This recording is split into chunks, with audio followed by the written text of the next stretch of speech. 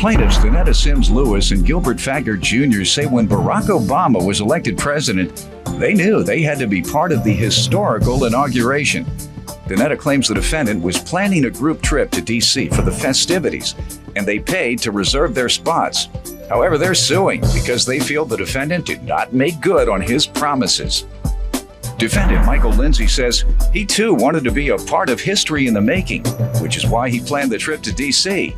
Michael insists the plaintiffs got everything they paid for, and he's countersuing for defamation of character. Tell me what happened.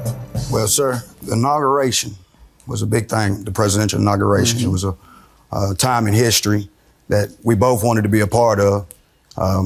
It was extremely important to myself that I be able to be a participant in the history of the inauguration, because I was raised in the Martin Luther King era. And whereas Mr. Farragut don't know the struggle for African Americans back then. And you talking about him? No, Mr. Farragut. She pronounced my name wrong. It's Faggart.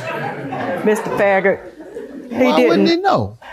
Because I was raised in a point in time where, at the time where all of the marches was going on as far as peace marches. He may not have participated, but I'm sure he knows. Well, yes, of course, because all classes and all schools teach the history. In the civil rights yes, movement. Sir. Thank you very much. And so it was, to me, being a part of the inauguration was part of the Martin Luther King I Have a Dream speech come to pass. Yeah. And I decided I want to be a part of it. So therefore, I heard that Mr. Lindsay, who owned It's the Way to Go, was booking a trip to the 2009 presidential inauguration. So I contacted him and asked him all about the trip. So therefore, he sent me the advertisement. How many days were you to be there? We were to be there from the 18th through the 20th for actually 2.5 days. For how much? It was $350.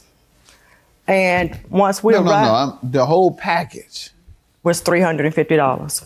For the presidential inauguration? Yes, sir. I mean, that didn't include hotels, obviously. Yes. Yes. Say that price again. It was $350 each. Yeah, Doc, you had him lined up for that deal, didn't you? I know you had the whole church. I wish I'd have ran into you before I spent all that money I spent. Sir, tell me about this great deal and how were you able to pull that off? First, Your Honor, I'd like to say that I love doing trips, and I enjoy planning them, and I've planned them for numerous people. And I just thought that it was a great idea when I heard that President Obama had a chance to win the inauguration. So I said, well, I'm gonna go in and try to book a trip to see if I can, be a part of that history. So I went out and I talked to the bus companies, I talked to hotels, and I put a package together. That's one I want to hear about, the hotels. How many days were they to stay overnight in a hotel during the inauguration? It was week? 2 nights. 2 nights? Yes, sir. How much were they charging you? The hotel, it was $110 plus tax per night. Really? See, I had went in and booked mine as soon as I found out about it. I as soon booked as it you early. won the nomination and you thought perhaps he might have won the general election and therefore there would be an inauguration. Yes, sir. I did the same thing, but it was still nearly, well, I'm not going to get into the amount, but it was a lot more. Yes, sir. And what it was 2-person per room, and it was $350 per person. Was that your understanding of the agreement? Yes, sir. That was my understanding of the agreement. But basically what happened and what brings us here today is because of the advertisement. We were supposed to stay near the National Mall, but we ended up staying in Dumfries, Virginia.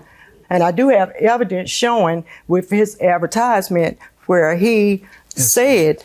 Let's see it. Sir, was that the agreement? No, sir. I didn't agree that they would be near the National Mall. That was not part of the... my document shows that's a simple... Country Inn and Suites, and it was in Woodbridge, Virginia, which is on the outskirts of town. And that's what you have to show me? Yes. Okay, and she says she has something to show me. Advertisement, the PowerPoint and everything. Events for 2 days, guest sightseeing. Okay. The party. I don't see the hotel, ma'am. Yes, sir. If you flip it Circle over. that for me. Circle the hotel. I'm sorry. I apologize. And you say the agreement was the hotel in Virginia, Yes, sir. round trip bus, Yes, sir. and what else were you to provide? Well, I had a professional tour guide, and she came up to Greensboro and met with the group, and they went around to see some of the historical sites. But because of the crowd and the number of people, we weren't able to stay up for the whole time frame. They And it was actually leave cold. the city? No, sir. It was Then just why that couldn't you stay? it was just that it was so crowded, and the number of Did people they, that were they there. complained about the crowds? No, well, some of the customers were saying that it was crowded because of That's what I'm the asking number you. of They people said that it's were too there. crowded. Too cold, At mainly. the, too cold and Right. crowded. Yes, sir. Okay.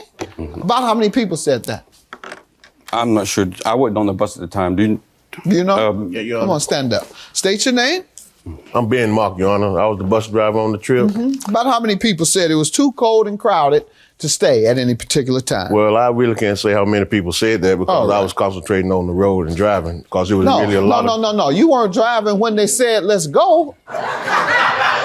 So when the people were outside in the cold and it was crowded and they said, we want to go, you were already driving. Oh, I didn't have They the were understanding- chasing the bus?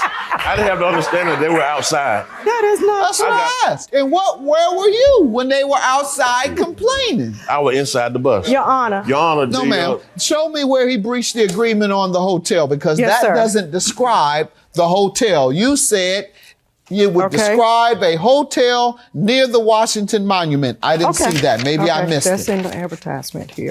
$1,100 for defamation you charge. For what, sir?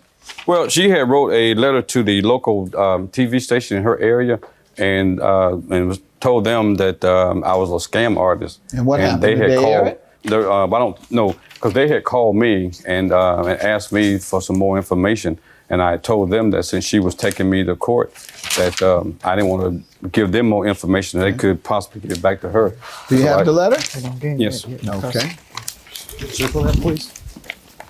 Sir, while she's looking, do you know anything about a letter being written to the television station? No, sir. Actually, I was Say a late national law. sign up for the trip. I'm trying to back out now. No, what I'm saying late is I was a sign-up late for- sign up for the trip for the Go ahead. 350, right? Because when I first talked to Mr. Lindsay, he was going to charge me $475. Hold And- on, sir. Ma'am, you still haven't given me anything that says near the Washington Monument. The advertisement did not say that the hotel You told was me near. it did. What did say I do the apologize. hotel would be near the Washington Monument? When I conversated with him on the telephone, and he told me what all was included in the trip. So far, you want your money back because you didn't stay near the Washington Monument. And what else? How else did he breach it? He breached the contract because once we did arrive to Washington, D.C. that Sunday evening on the 18th, we were told that we would not be able to get off the bus and spend any time in Washington. And I did contact Mr. Lindsay while being on the bus. Okay. You have something that describes the trip where on the 18th they would take you into Washington.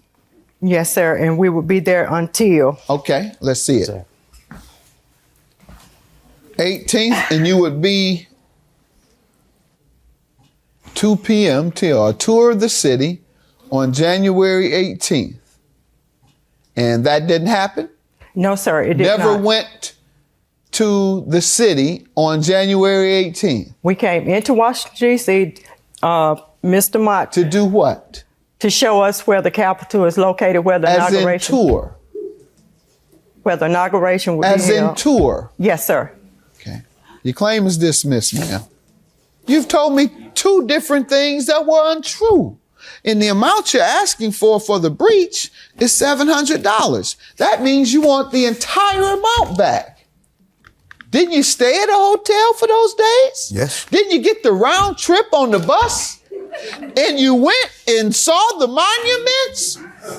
That's why I'm dismissing your case. And sir, they feel that they had cause to sue you and to write the news. So I'm not concluding it's defamation because defamation would be an intentional effort to hurt your reputation. This wasn't intentional or reckless. They felt they were done wrong and therefore they wrote the news about it. I'm declaring today that they weren't done wrong enough to receive their monies back. Have a good day. Thank you.